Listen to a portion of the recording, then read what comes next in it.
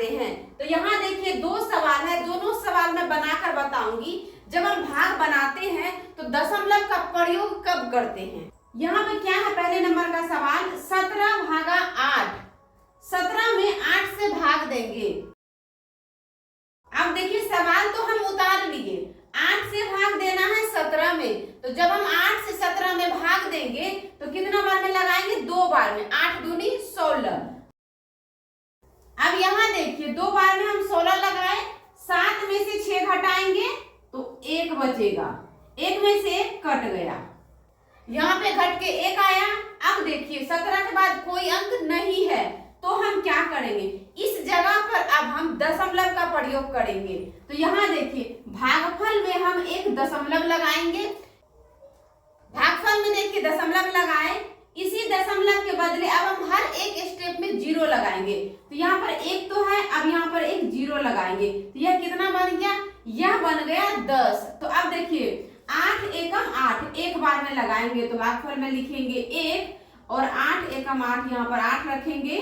अब देखिए 10 में से 8 घटाएंगे तो 2 घट के बचेगा, घट के उतर गया 2। अब देखिए यह जो हम दशमलव लगाए थे इसके बदला में हम फिर से यहाँ पर एक 0 लगाएंगे, यानी कि हर स्टेप में एक 0 लगेगा एक दशमलव के बदले। यहाँ पर आपको बार बार दशमलव नहीं देना है। अब ये देखिए ये क्या बन गया, यह बन गया 20। अब हमें 8 से भाग देंगे, 8 दूनी 16, यहाँ पे 20 है तो हम 2 बार में 16 लगाएंगे। अब यहाँ पे लिखते हैं 16। तो अब देखिए यहाँ 10 में से 6 गया 4, यह 1 में से 1 घट गया। तो अब देखिए फिर यहाँ पर हम क्या करेंगे, एक 0 लगाएंगे। अब यह कितना बन गया, 40 बन गया। तो अब 8 पंचे 40, तो 5 बार में लगेगा 40। तो अब यह देखिए यह कट गया, 40 में से 40 घट गया।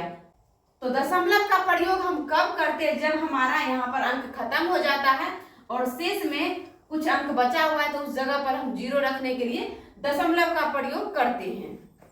तो इस तरीके से हम दशमलव लगाते हैं। अब देखिए दूसरा सवाल क्या है, 3 से भाग देना 875 में। तो पहले यहाँ पर हम सवाल उतारेंगे।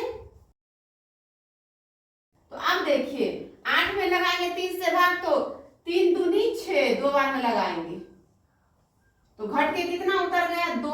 अब देखिए ऊपर से हम 7 उतारे, एक अंक ऊपर से उतारे, हमेशा एक ही अंक ऊपर से उतरता है भाग में। कभी कभी हम 2 अंक उतारते हैं तो उसके बदले हमें भागफल में 0 लगाना पड़ता है, तो हमेशा एक अंक लेकिन उतरता है ऊपर से नीचे। तो अब यह 7 उतर के आ गया, यहाँ पे यह कितना बन गया, यह बन गया 27। अब देखिए 3 के पहाड़ा में 27 है, 3 नमा 27, तो हम 9 बार में लगाएंगे 27। तो अब यहाँ देखिए यह भी घट गया। अब क्या करेंगे, फिर ऊपर से एक अंक उतारेंगे 5। तो अब देखिए 3 से लगाएंगे तो 3 एकम 3, एक बार में लगेगा, तो 3 एकम 3। अब देखिए 5 में से 3 घटाएंगे तो 2 बचेगा घट के। अब हम क्या करेंगे, यहाँ पर देखिए कोई अंक नहीं है, 5 के बाद इधर कोई भी अंक नहीं है और हमारा शेष बच गया 2। अब हम दशमलव का प्रयोग करेंगे, भागफल में एक दशमलव लगाएंगे और 2 के बगल में एक 0 देंगे। अब आएंगे तो यह कितना बन गया, यह बन गया 20। अब 3 से इसमें भाग देंगे, 3 छाके 18, तो हम यहाँ पर लगाएंगे 6 बार में 18। अब देखिए घट के यह 10 में से 8 गया 2, 1 में से 1 कट गया, 2 उतरा। अब फिर हम यहाँ पे 0 लगाएंगे, फिर ये देखिए क्या बन गया 20। तो अब फिर हम क्या करेंगे, 3 छाके 18, फिर 6 बार में लगाएंगे 18।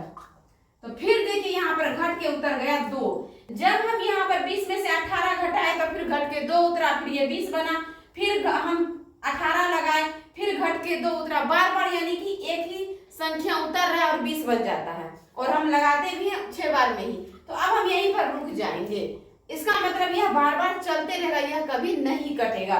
तो अब हम क्या करेंगे, यहाँ पर देखिए यह शेष हमारा कितना बच गया 2। अब हम क्या करेंगे, यहाँ पर ये इसका आंसर हो गया, लेकिन यहाँ पर हम क्या करेंगे, यहाँ पे दशमलव के बाद 2 6 था, 6 6 था, तो हम क्या करेंगे, यहाँ पर एक अंक बढ़ा के लिखेंगे, 6 1 7। तो अब ये इसका आंसर हो गया 291.67। यह इसका आंसर हो गया। इसको कहते हैं भागफल। यहाँ जो बचा है हमारा इसको कहते हैं शेष। जिससे हम भाग दे रहे हैं इसको कहते हैं भाजक, और जिसमें भाग दे रहे हैं इसको कहते हैं भाज्य। तो इस तरीके से दशमलव लगाकर भाग बनाते हैं।